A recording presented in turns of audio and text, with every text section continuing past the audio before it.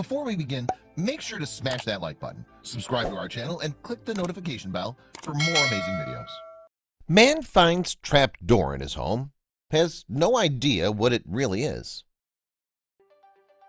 When a smell crept down his throat and burned his nostrils, he was beginning to think that setting a fire might be the only solution. But whatever had to be done, it had to be done quickly, before somebody got hurt. Every fiber of his being prayed that no authorities would arrive.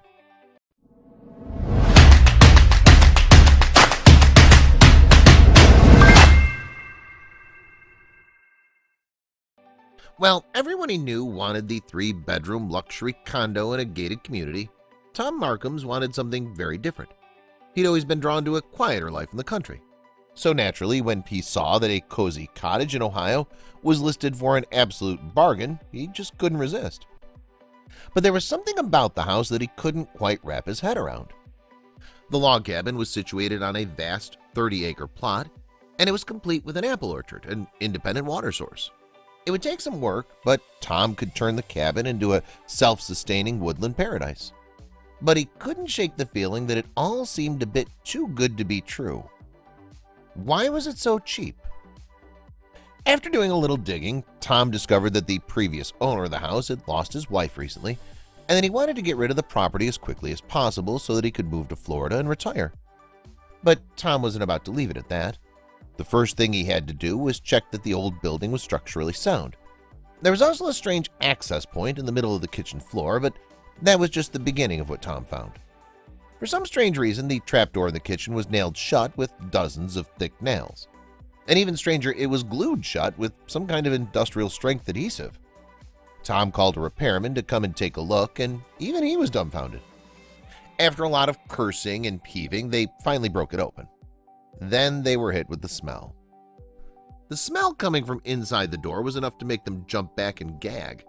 Whatever it was enough to make Tom want to empty his guts on the floor. What could possibly be down there that smelled so foul? It smelled as if… No, it couldn't be. Tom couldn't help but think about the old owner's recently departed wife. Tom and the repairman gingerly poked their heads and flashlights into the hole in the floor. Suddenly, Tom heard a loud gasp. Tom's repairman gripped him by the collar and shoved him back. The man's face had gone white as he yelled, "Stay out of there!" Tom peered in, holding his breath as 2 legs appeared. 6 more crawled out. Spiders. But they weren't just any spiders. They were venomous funnel weavers. They were teeming out of an enormous nest just below the hole. Tom knew that they were capable of a nasty bite that can damage human flesh. So he and the repairman began to stomp on whatever tried to escape and slam the trapdoor back shut. Unfortunately, this was just the beginning of their nightmare. Even after they disposed of the nest, and it was finally safe to look in further, there was still the problem of the vile stench that seeped out. They carefully took each rung of the crumbling, rusted ladder to the hidden room under the cottage. There, in the corner, was the answer. And it was oozing.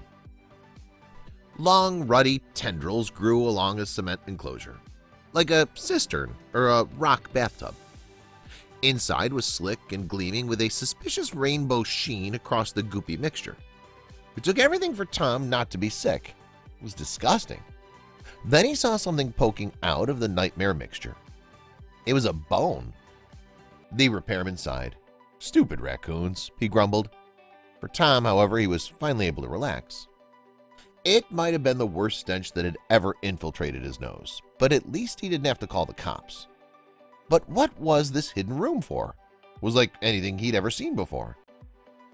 As the icky cleanup commenced, the 2 men traded theories. Maybe it was an old-fashioned storage room, perhaps a bunker or space for cleaning hunting game. What made it even weirder was a small hole in the wall filled with ash and decaying wood. But there was no chimney or place for the smoke to escape. Then they discovered something even weirder. Back up in the house, the handyman happened to notice that the house had a gigantic A-frame that was higher on one side of the roof, but the low-ceilinged rooms inside didn't account for all that extra space. Thinking that there must be some sort of storage space up there, he inspected the ceiling until he discovered a trapdoor. With a light pull on a small metal ring, an old ladder tumbled out, raining pink insulation and dust everywhere. And when he and Tom took a peek inside, they couldn't fathom what they were seeing. About halfway down the attic, sitting weirdly amid the fiberglass insulation, was a wall with a door. But what was even more bizarre was that there was a roof as well, but it was completely enclosed by the attic. Tom's heart could take no more. What other strangeness would they find inside his home? There was no working electricity up in the attic, so Tom had to rely solely on his flashlight once more.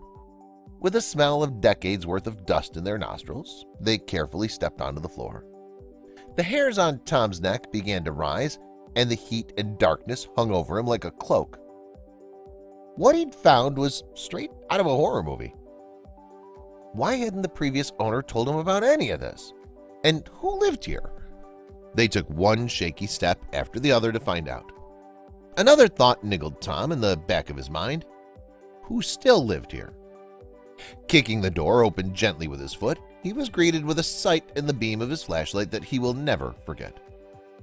Peeling wallpaper in outdated hues of pea green and pastel pink sloughed eerily off the walls, as if the apartment in the attic was shedding its skin. Smells of mold, dust, and rat's nest wafted up off the floor with every step they took. They pulled their t-shirts up over their faces. They had to be careful not to inhale fragments of insulation, let alone what dangerous mold spores were lurking there.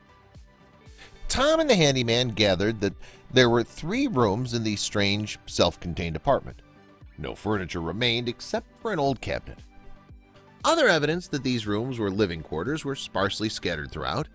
An old hat and a tire, abandoned and forgotten, left to rot for who knows how long. There was also a bathroom. There was a bathroom that housed a toilet and a sink. It appeared to be plumbed into the main water and sewage lines of the main house. But why was there a creepy house inside his house? More questions than answered, Tom decided to turn to Reddit. But some of the answers did little to put him at ease about what he'd found. Reddit users who saw the photos were understandably creeped out. House for sale, reduced price due to big nope in the attic, one quipped. I didn't want to be the first person to say this, another user wrote, but it reminds me of the terrifying stories of where people kept family members locked up. Another observant user had a theory. How does something like this happen? I looked through all his pictures and it looks like the floor is covered in insulation, he wrote. So does that mean all the insulation you see is actually just a ceiling with the insulation sitting on top? Did OP crawl around on rafters to walk up through there? It does look like they added a roof and an addition, almost like they built an entire shell, roof and walls, around the original house and decided to just keep going and make it bigger. But Tom needed more definitive answers. Tom even went as far as to ask the previous owner about the cellar in the attic, but all he said was, they've always been there.